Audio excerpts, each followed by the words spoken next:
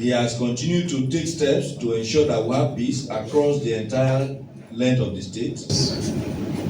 And individuals who are trying to push certain narratives, using some of our brothers in the social media to tell stories that do not in any way reflect the person and the personality of the governor.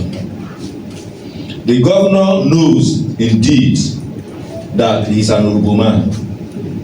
but he also realizes that he's the governor of the entire state and has continued to pilot the affairs of the entire state, not along ethnic lines. What individuals are doing now is to raise some other persons to continue to suggest that the governor is not being fair to the Rubos where he's from. The governor has demonstrated fairness across all divide. He has continued to show love to all. Whether you are an Isuku man, whether you are an Ishekiri man, whether you are an Ijo man, whether you are an Anyoma man, and of course, whether you are an Urubu man, the governor has said he is governor for all. And all of you have also seen that in the appointments he has made, in the projects that he is distributing across the length and breadth of the state, the governor has not only continued to live up to that billing, but the governor has continued to demonstrate that every inch of the land space in Delta is already in his hand to govern, and is governing all space with that amount of fairness. What we discovered is that individuals who are asking people to push these narratives are trying to create an impression that the governor should be for some persons because it's from a particular either ethnic group or senatorial district. Oborevwori is the governor of Delta, and the desire for him to do more, having listened more, is going to be anchored on total peace. He has made it clear that irrespective of whoever that is involved, anybody that goes ahead to foment trouble, the governor and the government will not spare that person on any altar, irrespective of how sacrosanct that altar is. He believes that anybody who means well for the states, whether on the basis of ethnic group, on the basis of religion, on the basis of politics, that such person must indeed support this peaceful disposition, because that way the development that he is pursuing will indeed yield fruits. We have made it clear to you that the governor, having been able to execute projects that have opened up the land space in our state and created a enabling environment for investors to come, that he has embarked on the processes of bringing in these investors, and we are making a whole lot of progress with respect to the discussions we are having with these would-be investors, all with the view to ensuring that our people are employed and indeed to also reduce incidences of insecurity, because by the time you have much more open space, it amounts to beaming light in darkness, and you know what happens when light comes.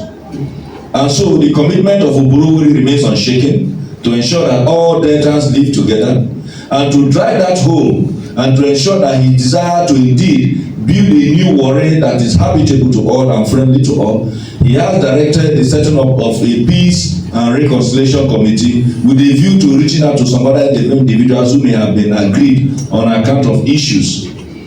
that they consider very personal. And the governor in doing so is because he is quite convinced that a very peaceful atmosphere in all parts of Delta will indeed make it possible for him to realize the intentions that he has very well spelled out in his 4-point agenda, i.e. meaningful development, opportunities for all, realistic reforms, as well as enhanced peace and security. And good enough, all of you here have seen how he has followed vigorously these different points in his agenda, bringing development that are meaningful to the different communities, ensuring that we embark on reforms that are realistic enough to enforce, of course, trigger a whole lot of development across the 25 local government areas, and at the same time, creating opportunities for all aspects of our dear state, even as is very much committed to enhancing peace and security. That is the way it is, and we needed to emphasize it, that any individual who thinks that he can drag the name of the governor in a direction that does not portray his personality, we are letting you know that those individuals are doing it for the purpose of painting pictures that are variant with reality. The commitment of Oborevwori to a peaceful Delta is unshaken.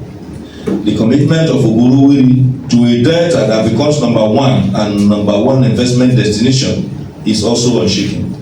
His commitment to also ensuring that our people become gainfully employed remains also unshaken. Even as the beats of politics and governance, politics is coming ahead of the 2027 general elections, Oborevwori's commitment to governance remains very, very unshaken.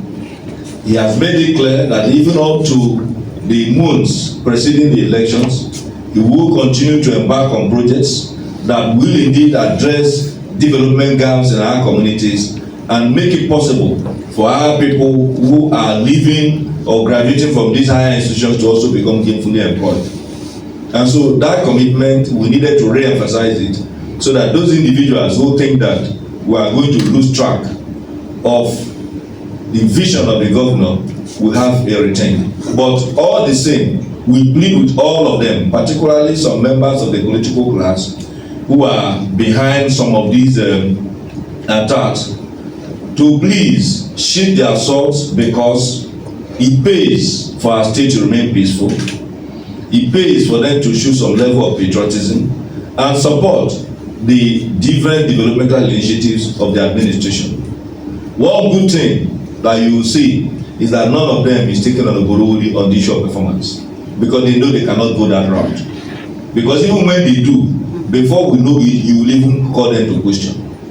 You will ask them if they are not aware of the many bridges or possibilities that we are building both in the riverine communities and in our upland. You will ask them how we're also closing the gap of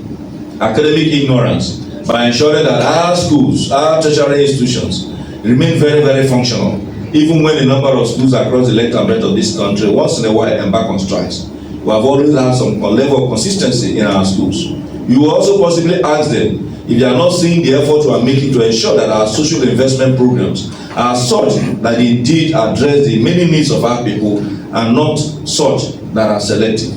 You, of course, may also want to ask them if they have not seen how Oborevwori is taking everybody as if they were of the same parents. The Oborevwori approach to governance is what Nigerians want, and that is what is giving deltans, and that is an approach that values everybody. So those who want to drag him to one corner and want to foment trouble, Oborevwori is not buying that. So perhaps they may need to close shop, because they are not likely going to get a customer in Oborevwori. So that